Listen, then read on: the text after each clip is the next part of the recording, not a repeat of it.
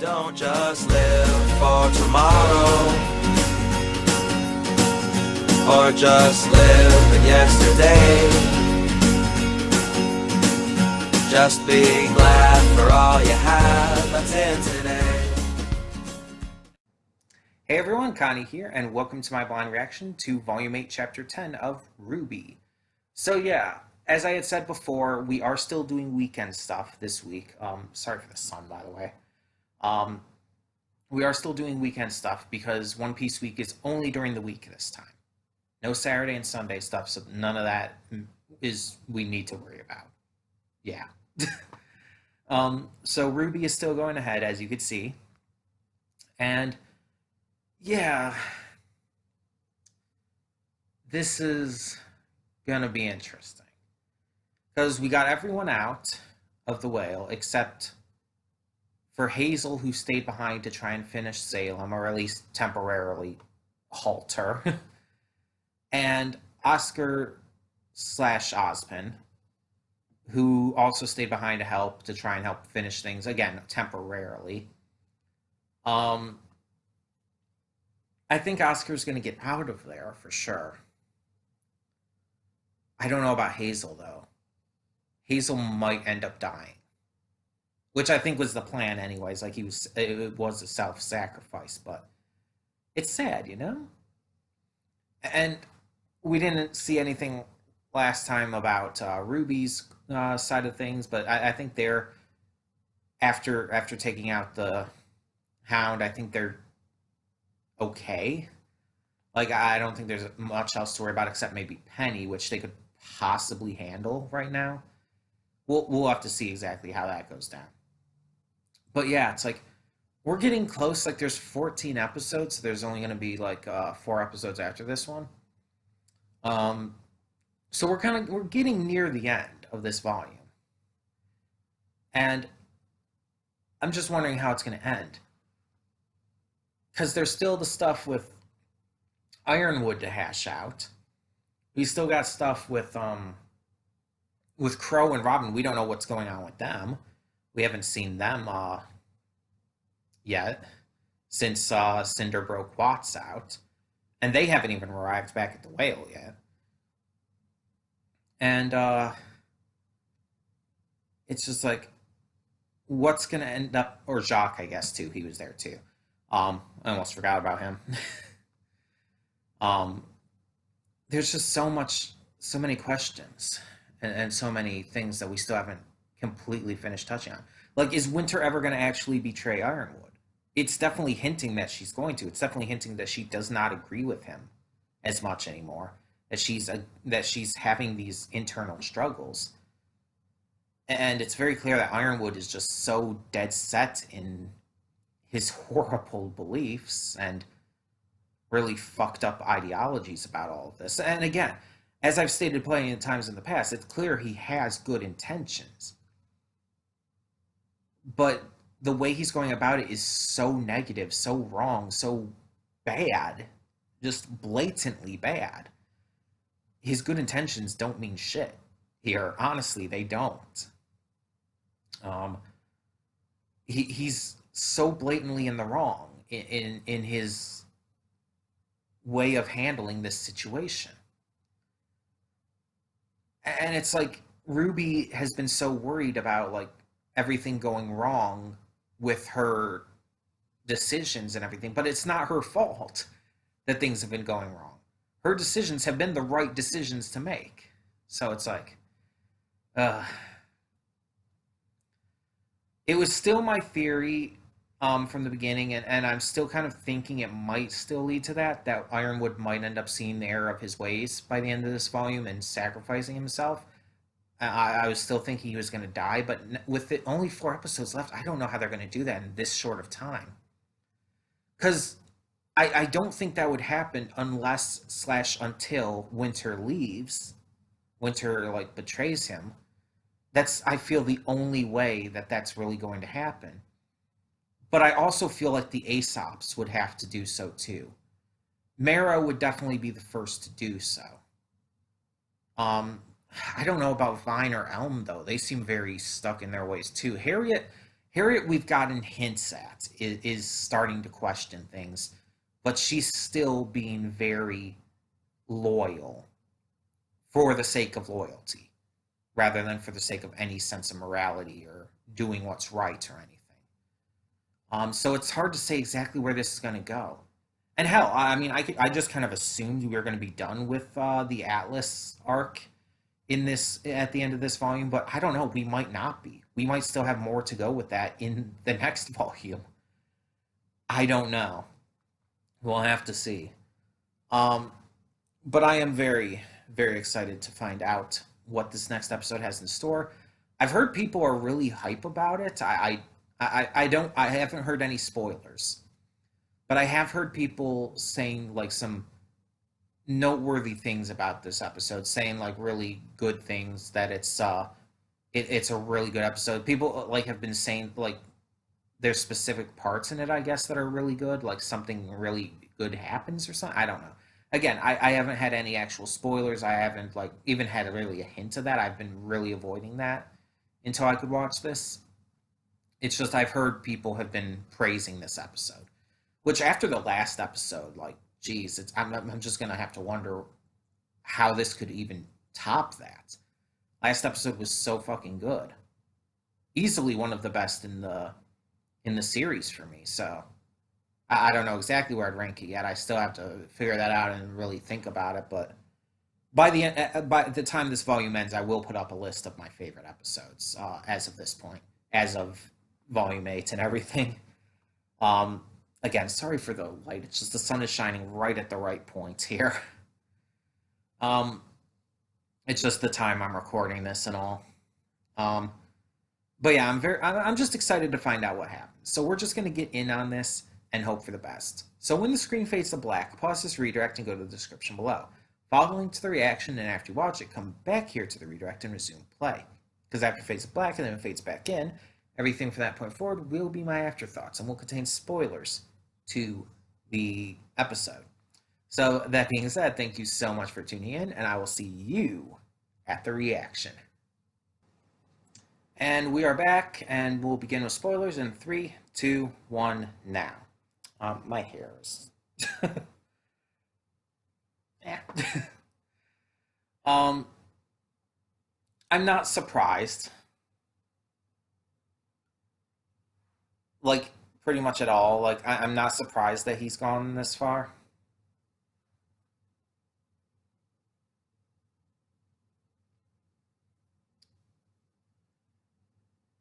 At the same time, I was hoping he wouldn't. See, up to now, Ironwood's, like, at first he started making just these bad decisions. His ideologies on how to best save people and everything and do what was right to stop Salem were completely wrong, completely bad, and completely fucked up. But then he started taking things way too far, way too quickly.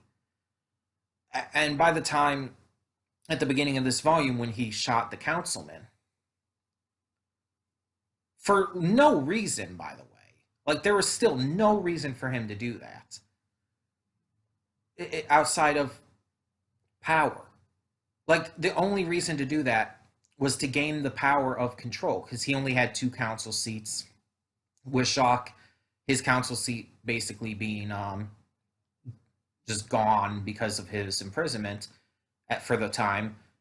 There were only 2 other council seats, and they were held by the councilman and councilwoman.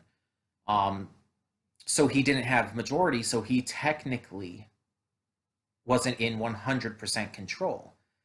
So by shooting the councilman, that was his only way to gain full control. But like morally and in terms of stopping Salem or saving people, like there was no reason to do that. In fact, it kind of went against his entire purpose. His entire purpose of saving saving the world, saving Remnant from Salem. That has literally been his entire goal. But again, as I've said before, the way he's been going about it and everything has been shitty and terrible. And it's just gotten worse. And now by the end of this episode, it's like, by the way, this episode was phenomenal and really fantastically handled. But by the end of this episode, I don't think I'm right anymore. I even talked about it at the beginning of the episode. I think he's beyond redemption. My entire theory was that he was going to end up sacrificing himself in the end and being redeemed. I no longer believe that.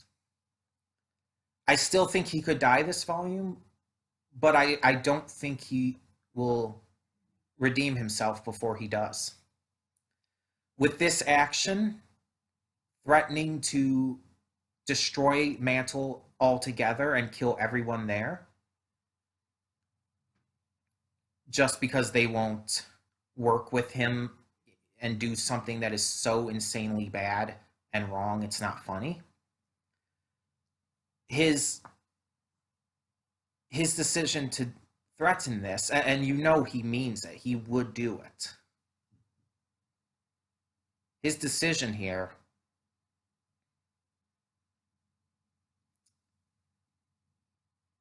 it's beyond a redemption point. He's so far gone, so far lost, and Winter's already started to see that and already started to rebel and do what's right. And hopefully this kind of thing is going to help get the rest of the Aesops and stuff to do so as well. Because there's absolutely no coming back from this. No matter what he says or what he would do after this, this is again, it's beyond redemption. It's beyond the point where he can be, where redemption can be accepted, where you can accept an apology or whatnot. Nothing he can do, no matter what, not even sacrificing his life, can make it right. And at this point, you know what it makes me think of? You know, in the first book of Avatar, you know, General Zhao? At the end, he's given a chance for redemption. Zuko reaches out his hand, offering to help him. But he stands by his evil, refusing to accept Zuko's help, and is dragged into the spirit world because of it, where he stays for the rest of time, trapped there and driven insane in the fog of lost souls. And it's like, it reminds me of that.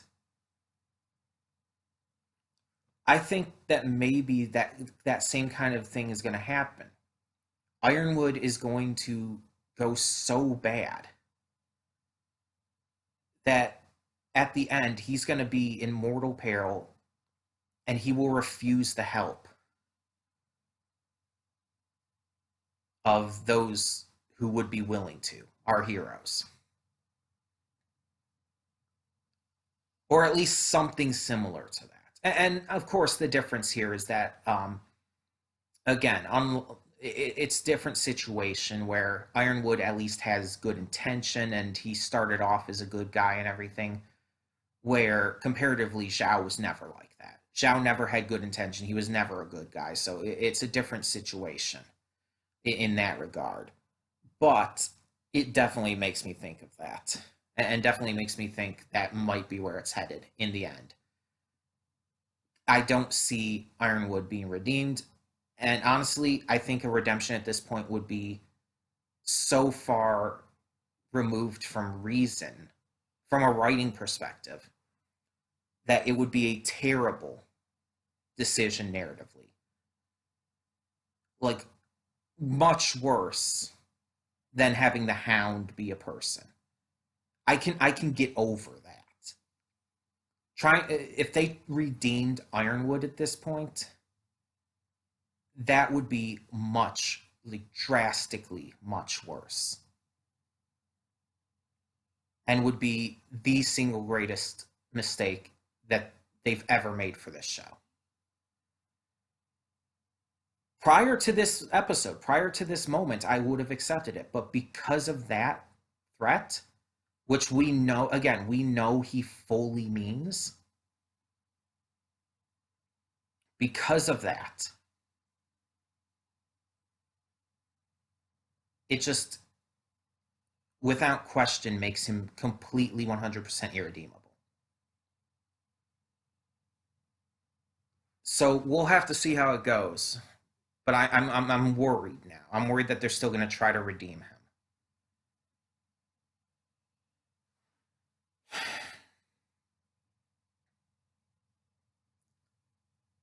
Anyway, other stuff happened. Not a lot. It was kind of like the calm. Not really calm after the storm. Just kind of more like, okay, big shit just happened, and now let's just kind of come back from it. Robin and Crow managed to escape, but they might still be somewhere in the facility. Jacques was managed to be captured again, so we do know what happened to him. Doesn't really matter, but and the whale blew up. Monstra is gone. Very much along with Hazel and, for the time, Salem, but she will come back. We know that. They talked about that plenty throughout. But so the explosion, I thought at the beginning, what I thought happened was that when Oscar / Ozpin attacked when being left behind, which is where the last episode left off, the energy let off, like, blew up the charge. I thought that's what happened. But instead, the charge wasn't even, like, loaded onto the whale yet. That was purely from the energy of Oz's staff. So we find out that the staff can store kinetic energy. It builds up and stores that kinetic energy, and it's been built up over a long time, years and years and years. Probably even a couple of different incarnations. So much energy, and releasing a good amount of it, not all of it, but as it was said, most of it at once, obliterated that whale. The explosion we saw was massive, that everyone in the area saw it. It was so massive and so impressive, and it just completely obliterated Monstra. And so in the end, it's like, that's just, Monstra's gone. Salem will be back at some point. We don't know how long that'll take. Probably by the end of the volume, of course. But Hazel, I think it's clear Hazel's dead. Let's be honest. It sucks, but at least he made the right decisions in the end. Our heroes managed to escape, of course. Neo escaped with the lantern and is now kind of blackmailing Cinder with it, which is like, okay. She's willing to give it back, though, if Cinder, like, adheres to some stuff, so I'm not entirely fond of that. Cinder kind of had a little bit of a breakdown after Watts yelled at her and completely owned her. Watts was 100% right. And Cinder, like, you saw her start to cry afterwards and everything when she broke down. It's like, I have no sympathy or empathy for you. You can go fuck off. You should have already been dead. They should have never just completely brought you back after your death. Because let's be honest, I'll say it again. I've said it before. She died there. She totally died to Raven. There is no possible reason for her to have survived that. There is no way for her to have logically survived that. She basically died and they retconned it. Probably because she was popular.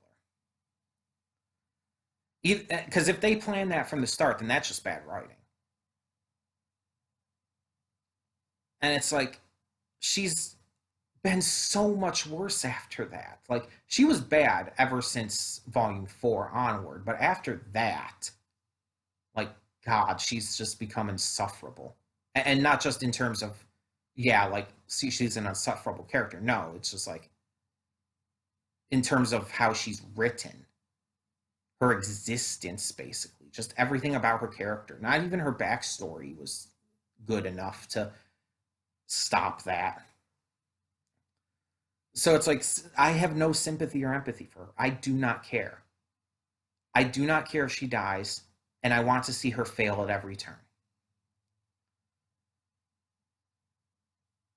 In fact, I kind of just want her to die just so she can be out of the series. I just don't want her in the series anymore. She is, in my eyes, the only thing holding RWBY back right now. In the same way that Mineta does for My Hero Academia.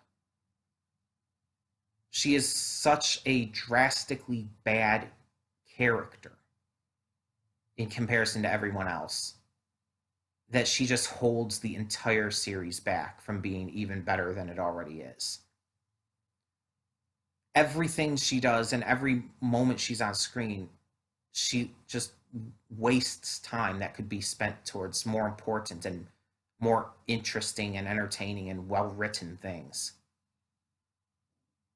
And it's astounding to me, too, how poorly she's handled compared to everything else. It feels like she's from a different show almost. But I'm not going to rant on that forever because I could rant on that forever. I could make a multi-hour long video just ranting about that if I wanted, but I don't want to. Our heroes, our two teams kind of reunited. We haven't really seen Ren's reaction to Nora's state of being yet, but our two sides reunited and everything. We got some really nice moments with Ruby and Yang, as well as with Yang and Blake. So that was great to see. And yeah, a lot of setup. We saw how angry Ironwood was after he found out about what Winter did, which Harriet let loose because, of course, she did. I mean, that didn't surprise me at all. Like, I'm not even like abnormally angered by it because I fully 100% expected her to release that information to him. Honestly, it makes perfect sense for her to have done so. But I'm interested that he didn't take his anger out on Winter herself. So I don't know like what he's going to do in regards to her yet. And whether or not she's going to actually betray him, like when or if that's going to happen. I assume it's going to, but as for when, I don't know. Hopefully it's through this with what's going on now. Now, this, going back to this, because again, this is just the thing that's on my mind right now. This entire ultimatum he put up. Again, sorry for the lighting. I really apologize. It's just, I'm recording this like after 4 p.m., so it's like the sun is just at the right point where it's just blasting in through the window right at my face. I'm trying to cover it as best I can right now. But this ultimatum, as I said already, it just completely makes Ironwood irredeemable to where it's like there's literally nothing they could do to make a redemption work for him. But on top of that, it's like this is the big moment for the betrayal for Winter to happen. If anything is going to make her leave his side, this would be it. I don't know how it would go down, and I don't know how the Aesops would react to it and everything, but yeah, this would definitely be it. And I don't even know what, of course, Crow and Robin are going to do yet either. But yeah, all those cargo ships that were supposed to help the people have been taken out. Like, so that entire plan went nowhere.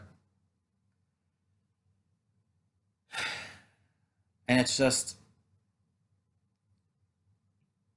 I wanted him to be redeemed. I wanted Ironwood to be redeemed and to just make up for what he did somehow, for all he's done up to that point. I wanted there to be something. And I thought the idea of him sacrificing himself to do the right thing for once would have been a good way to do it. But again, it's like I'm disappointed And not in the writers. I actually think this is written excellently with him. I'm just disappointed in him as a character, that he's taken this route, that he's gone this far. And it's like there's only an hour. This ultimatum has an hour for the characters. Of course, we could have like 2 or 3 episodes taking place within that hour for all we know, but I don't think they're going to drag this one out. And yeah, it's the worst possible situation. Because either they relent and go according to his plan, which would be the worst possible thing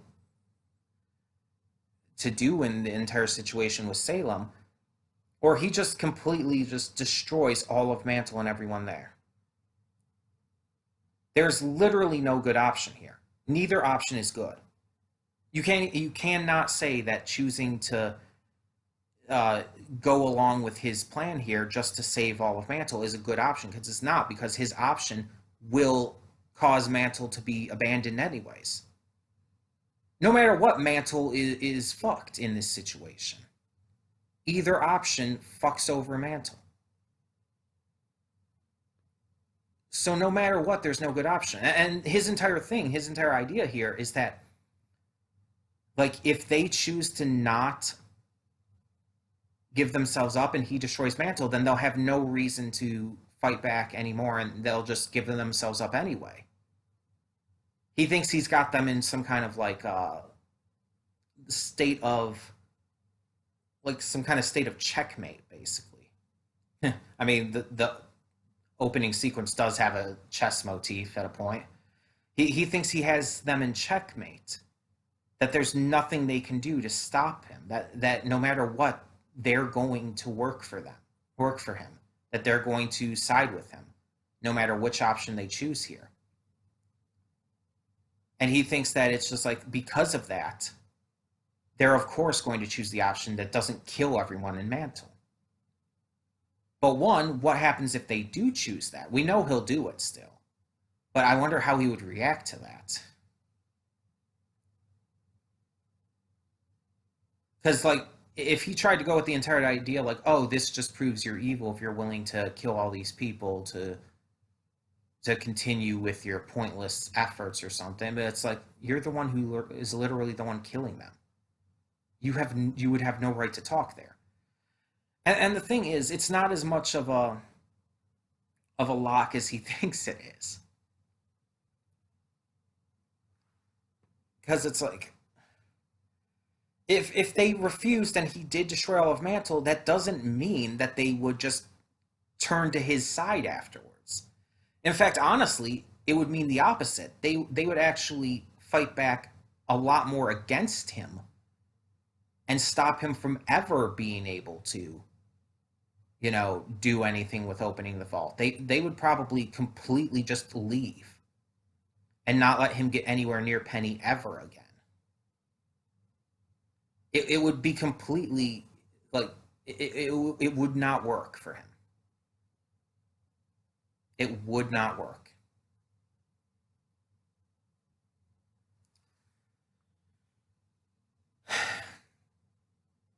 So his entire idea here is fruitless, honestly.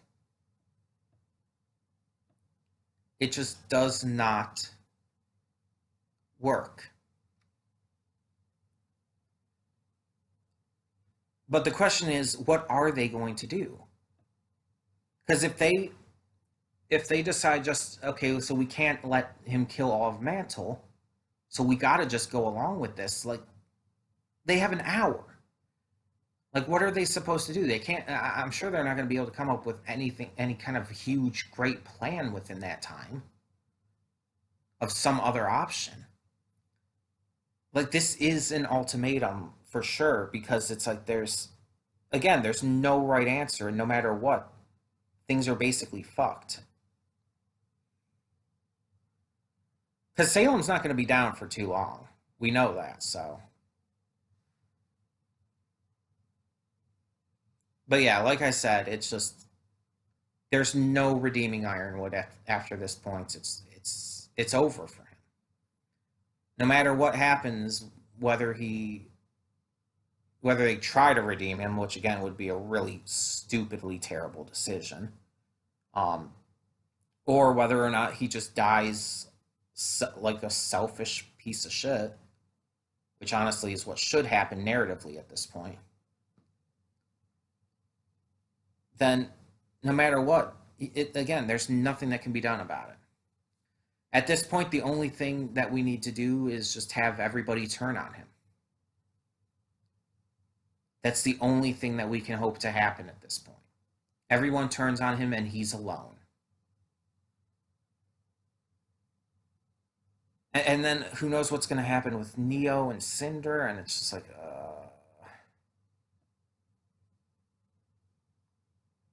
And I really thought that she was going to kill Watts there. I'm really surprised she didn't. It seemed to be setting that up, especially with how the entire scene was going. It definitely was implying that she was about to kill him.